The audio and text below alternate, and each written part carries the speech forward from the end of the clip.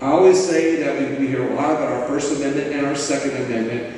I'm bringing one of our speakers back up here because he will specifically talk about the Second Amendment and all the things and areas of it where we are under attack. George Peterson, come up and join us again, please. When you hear the laws coming out of the ATF and you hear what's happening where our Second Amendment rights are under attack, your eyes are going to open up a little bit more. We're back to that First Amendment and Second Amendment. George, thank you so much. I appreciate it. Yes, thank you, everybody. Wow, I feel up here twice in one day.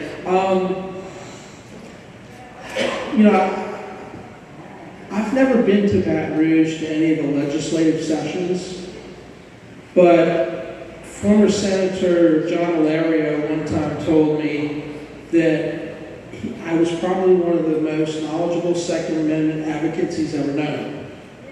And that says a lot considering that he knows me, but I've never been to Baton Rouge. And I'm kind of saving myself because I feel that, if I go to Baton Rouge, I don't want to just go there all the time, to be heard and seen and all that stuff. I want them to know that if I've taken my time to show up at the legislature, that they have really screwed up. Because the first thing I would remind them is that you work for us.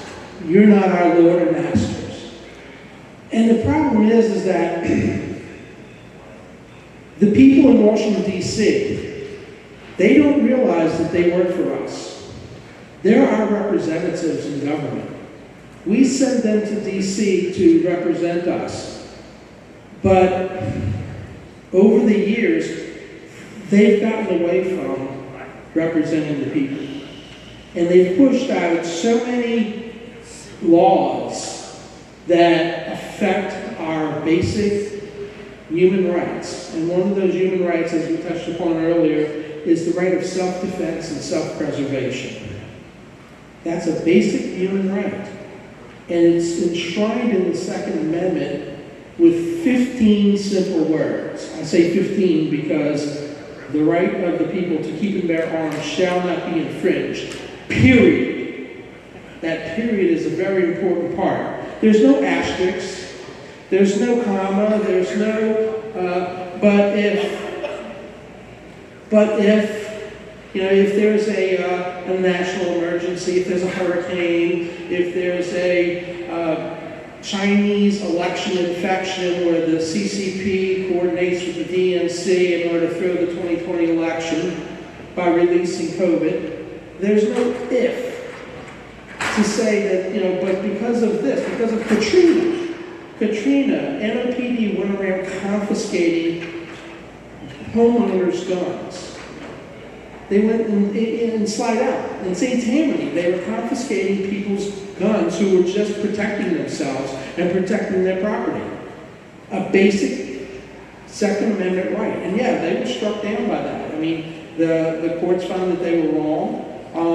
The problem is when government gets involved in taking away your rights, it takes you a process to get your rights back. You have to go back and sue the government in order to get your rights back. It shouldn't be that way. We shouldn't have to go in and have legislative sessions to restore rights that are already enshrined in the Constitution.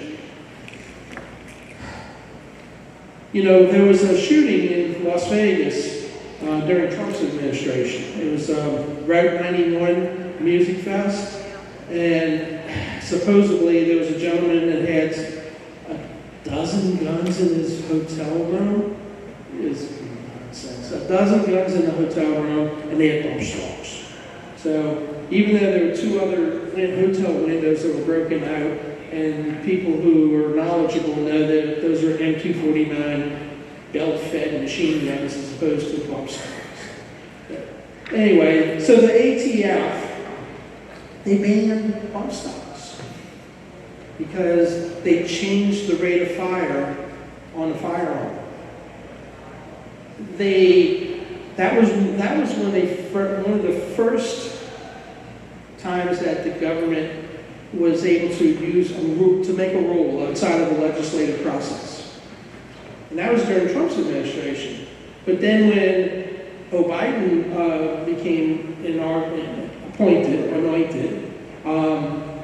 through the election infection year, he wanted to push his ATF to come up with their own rules outside of the legislative process. And they came up with a set of maybe 4 or 5 rules. One of them was about arm braces, which was a brace that goes on an AR pistol, which is a smaller gun, and it makes it into an SBR, which is something regulated by the outdated and unconstitutional National Firearms Act. There was another about frames and receivers. Frames and receivers are basically where you can take a piece of metal or plastic and build your own gun. And historically in America, citizens built their own weapons. I mean, you go back to 1700s, during the war, the Revolutionary War, citizens were making their own bullets. They were making their own guns. That's part of America. And there was another one about zero tolerance. I love this one because I had an FFL during this period of time. And they have a zero tolerance policy that, the final rule that Stephen Denelbach, ATF director, pushed through. And the zero tolerance policy is if you have anything wrong with your paperwork, they're going to take your license. The only problem with the zero tolerance policy is that ATF themselves cannot live up to their own rule because their paperwork is always a mess. And I'll tell you a little more about that. And then there was the other one, engaged in business. If you sell your own gun to someone, they want you to have a license now. And if you don't, they'll come and shoot you. I mean, that's how they enforce the rules, right? With death squads. If you look at, does anybody remember Brian Malinowski from Arkansas? Yes. Absolutely. Yeah. I remember it well. Brian Malinowski was a gentleman who was the director of an airport in Arkansas. And as a hobbyist, he would buy and sell guns on the weekends at gun shows and stuff. And ATF made up whatever they make up because they lie. And they basically had a no-knock warrant to go to his house. This is paperwork.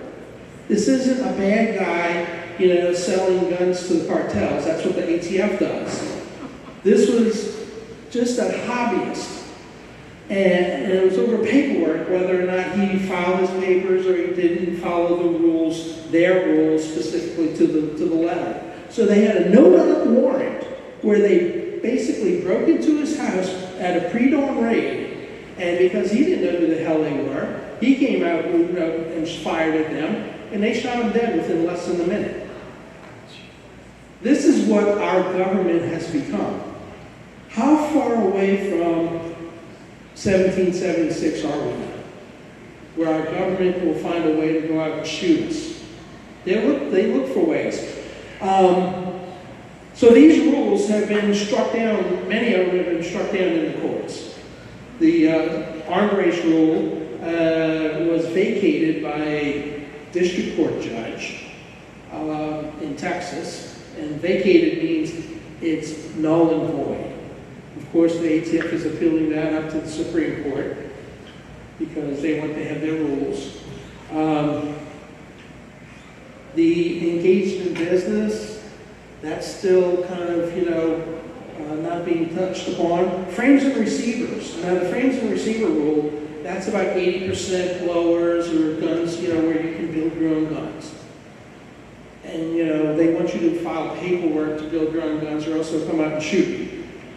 All right, that's how the ATF works. ATF means follow our rules or we'll come out and shoot you. And it's sad that that's where we are today. And I know that it's hard for people to believe that that's where our government is, but I can tell you from personal experience, I had an FFL, and one of the rules of the ATF is this. You can have a home-based FFL, and as long as you're not selling or having people come and purchase guns outside of the primary residence. So I had a building behind my house where I had my business. And it was all paperwork, right? So whether it was I was in arrears with sales taxes, that's a local thing. And they were like, oh, maybe he's not following code, whatever. But that's all paperwork. So on June 29, 2022, more than 50 government agents and deputies, sheriff's deputies, came and raided my house and raided my property and my business premises. And I say business premises because on your FFL license, the business premises is the place where you're supposed to be able to conduct business, to receive, store, and transfer firearms. So the business premises was on the license. So I say on June 29, 2022, more than 50 government agents wearing ballistic helmets, body armor, and carrying M4 rifles, which are fully automatic rifles. For you and I, it would be a regulated NFA. And they raided us, and they seized over 300 firearms. Now, it took over 2 years. Look, I'm still here. So, obviously, something's not, something was wrong with that. They lied on the affidavit. They overreached. The seizure was illegal. The lady, one of the judges, one of the federal judges, told the assistant U.S. attorney, said, so wait a minute, these are legally owned firearms by FFL, and you're seizing them. So should we just go seize all FFL's firearms? It took almost 2 years, but after that period of time, ATF released the firearms that were seized. And my wife and another FFL went to go pick them up because I'm still pending with some other issues. So they went to go pick them up at the Galleria. In the parking garage of the Galleria, ATF transferred $400,000 worth of guns, 300 guns, in a parking garage. And the ATF said, well, we don't really have a process for this, so we don't know what we're doing. We usually just destroy them. And getting to that zero tolerance policy I spoke about, on their paperwork, ATF's paperwork, one of the things that ATF put down in the listing of all the weapons was, one of them was an HK-416 machine gun in 5.56. But in reality, that serial number was a 22 caliber AR pistol. So if ATF were an FFL, they would have their license revoked under their own rules. I'm currently challenging the constitutionality of the National Firearms Act because throughout their whole little charade, it was a mess. You would not believe my whole neighborhood. They had 100 cars up and down the street. They had not one, but two bomb squad units. Those big, giant, Bearcats parked in front of my house because it was a dog and pony show. They wanted to do this because it was a politically motivated raid because Joe Biden wants to go after the Second Amendment. And it was a way of going after the Second Amendment by going after what they considered to be low-hanging fruit or easy targets. They picked the wrong guy. I push back. I fight back and I bite. So I'm challenging, I have a great lawyer, good friend, and he was able to get us a conditional plea agreement on an unregistered, unserialized solvent trap suppressor, which what is a suppressor? It's a hearing protection device. That's all it is. It reduces the decibels by 35 decibels to make it hearing safe. It's not like, and when they pushed through the NFA in 1934, they actually used Hollywood to make it like, well, suppressors are silencers, they're for bad guys. Well, I mean, if Hillary Clinton's going around using them to kill people, I guess they would be a bad thing. But for most law-abiding citizens, gun owners, who want to, I don't know, shoot nutria in their backyard without disturbing their neighbors, you know, the way that they portray guns and gun owners, the things that they use, one of the things that they always talk about, I love listening to like Jamie Raskin. You know who he is? He's that Jewish guy that hates Israel in Congress. I mean, he's one of the liberal congressmen. He always talks about weapons of war. Like, you know, these we shouldn't have weapons of war. I'm like, well, sorry, but you know, the Second Amendment is about protecting all weapons. The right of the people to keep and bear arms shall not be infringed. You know, it starts off, of course, with the prefatory statement where it says that a well-regulated militia necessary for the security of a free state. Well-regulated militia necessary for the security of a free state. That simply means that the people need to be well-equipped, well-trained in order to secure our liberty. That's all that means. It's a prefatory statement. Justice Antonin Scalia referenced that. He made sure that that was, you know, something that the American people should be aware of. These people who want to take away our rights of self-defense and self-preservation, they will use, well, it says we're regulated. That means that constitutionally we're supposed to do whatever we want to, you know, change the laws, you know, to have these gun control laws. And it's like, but it says at the end, shall not be infringed. So our founding fathers were smart people. They put in the prefatory statement about our well-regulated, which means well-equipped and well-trained, but it says that the right shall not be infringed. So you can't try and take your cake and eat it too. You know, they talk about weapons of war. They talk about other ways that they want to confuse assault weapons ban. So Joe Biden has some basic executive orders that he pushed out a week or so ago. We're going to go forward and we're going to have executive orders that are going to violate the Constitution, basically. You know, one of them was we're going to push through an assault weapons ban. What's an assault weapon? An assault weapon is if I take this pencil and I throw it at you, that's an assault. Assault is a verb, not an adjective. You know, there's no such thing as an assault weapon. You know, it's about what you do with something. I can assault somebody with my words. You know, the assistant U.S. attorney, I can assault him all day long with the things that I would have to say. The assault weapons ban. Also, red flag laws. That's another one that Joe Biden wanted to push out. Red flag laws. What does that mean? That means that if I think Bill, I don't like Bill today, so I'm going to call the police and let's say that Bill's a bad guy. I'm concerned about him. He's got guns, and I think that you need to go look at him and take away his guns. And so what they do is under these red flag laws is they go to a judge and get a warrant to go and just take his guns without due process. A violation of the Fourth and Fifth Amendment.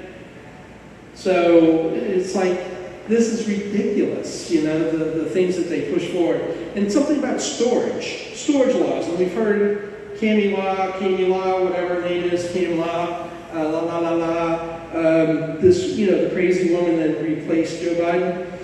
She was saying, I think when she was AG, that even if you have guns in your home, we're going to go in and into your home and make sure you have them secure. This is something that Kamala wants to push through. Now the thing is, and like we're talking about the Christians, in America, there's what, 300 million Americans, 50 million illegals. Of that, probably 275 million gun owners. And with about 400 to 500 million guns. Every gun owner needs to vote to protect their rights because they're coming after your rights. They want to go after assault weapons bans. They want to go after and they want to take away through mandatory gun buybacks, like they did in Australia. And I've seen, like, from the election infection, when in Australia, they locked down the people. They put them into concentration camps, basically, and they shot at them with rubber bullets because they took away the guns from the people. The Second Amendment, and I've said this before, the Second Amendment predates America. The absolute right of self-defense and self-preservation is a basic human right. Our founding fathers looked at the 17th and 18th century philosophers who looked at the formation of nations and states and the social contracts and such. But they also looked at the ancients like Plato and Cicero. And where there they actually, Cicero is the one who actually said that in the formation of a nation state, if you give one class of people the right to have arms, like the guardians or whatever, and the other people who, like maybe the farmers, no arms, then eventually those people without the arms will become slaves or servants of the ones with the arms. So our founding fathers looked at this history of self-defense and self-preservation. And we have to remind these people who represent us in government, whoever our president is, whoever our representatives are in Baton Rouge or in Washington, that this is sacrosanct to a basic humanity. This is a human right.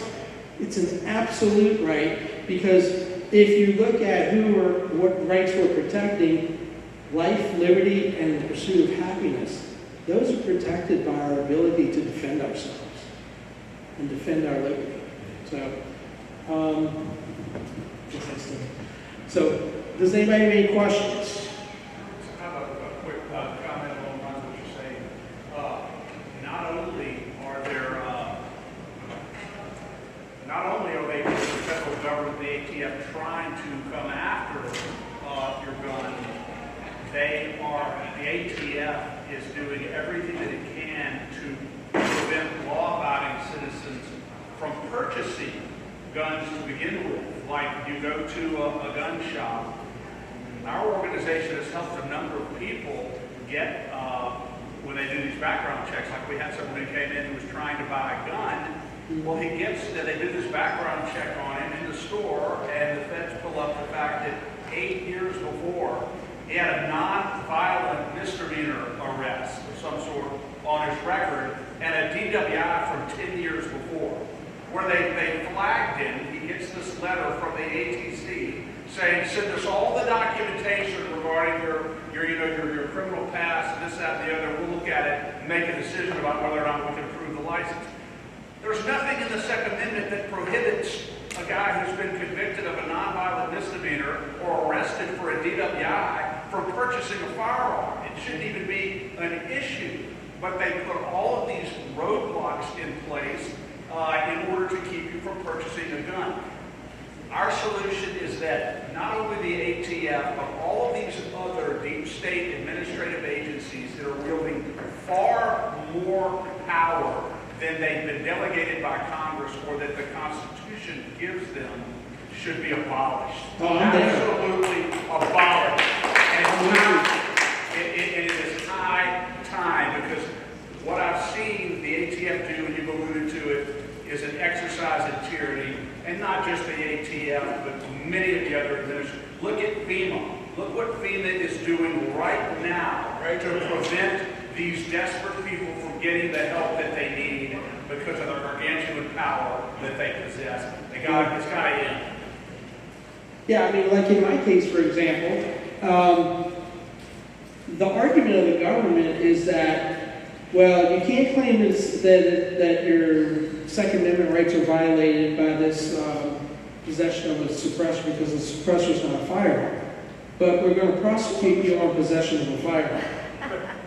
on possession of a firearm that is regulated under the National Firearms Act.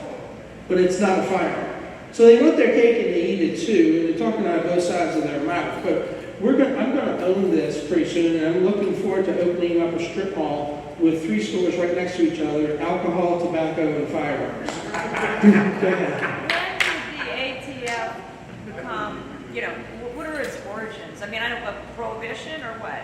No, actually, ATF, originally it started under the U.S. Treasury because it was collecting taxes on alcohol, tobacco, firearms, explosives. It was collecting the taxes. I believe it was in the 1968 Gun Control Act, which gave birth to the ATF. And one of the things as an FFL that I had a problem with the GCA is that there was a stipulation in there that if you're an FFL and somebody buys more than one gun, you're required to file this report to the government to let them know that they buy more than 2 guns. So, if Chris buys a gun for himself or his wife under his name and she's not there, then I'm supposed to turn this report in. What that does is that allows the ATF to go and do a no warrant knock to inspect the guns, to view the guns, which is a violation of the 4th Amendment Privacy Act. That's the same thing Kamala said. Yeah.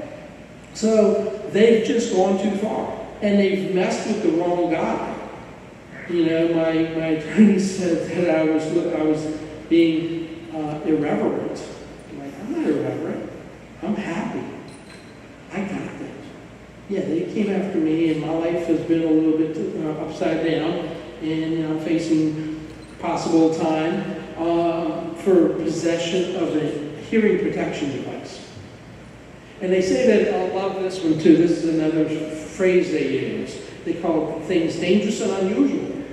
They like to use that word, dangerous and unusual, like weapons are dangerous and unusual. They're supposed to be dangerous and unusual. That's how you protect yourself with something that's dangerous and unusual. But there's really nothing dangerous and unusual about a cylinder metal tube that doesn't fire anything more. It doesn't fire a bullet. All it does is provide hearing protection. And law enforcement and the U.S. military use these suppressors on a regular basis for hearing protection. In 2020, the United States Marine Corps actually issued 30,000 suppressors to their basic infantrymen for hearing protection. So I'm pretty happy with where we are, and the thing is, I even had the U.S. attorney, I overheard my attorney had him on speaker, and my attorney said, this is the kind of case that changes laws, and his response was, yeah, that's what we're afraid of. But just remember, the Second Amendment is 14 simple words. The right of the people to keep and bear arms shall not be infringed. It's your basic right, your basic human right of self-defense and self-preservation. And, these people, it's time to push back. And one of the ways that we can push back, too, is there's 2 statutes that are on the books that are hardly ever used, federal statutes, 18 U.S.C. 241, deprivation of rights, and 18 U.S.C. 242, conspiracy to deprive constitutional rights under the color of law. What we need to do is find ways to start pushing back. They mess with the wrong guy, You mess with the bull, you're going to get the horns. Anyway, thank you. Remember? Yeah, I'm sorry, one question? Yeah, one quick comment. One of the principles of self-defense is to not use excessive force. And yet the federal government has this pattern of using shock and awe tactics, going all the way back, Randy Weaver, Waco, and then you're a good example too. Mm-hmm. So it seems like there would be a civil action against the federal government for this excessive force. Mm-hmm. I mean, it's totally outrageously excessive force. Oh yeah, don't worry. Look, when I'm through with my court at the Fifth Circuit, I'm going to change my pronouns from defendant to plaintiff. We're going to push back. So anyway, Remember, we are 31 days from fundamentally making America great again. Vote for Trump. Thank you. All right, George, thank you so much. I really appreciate it.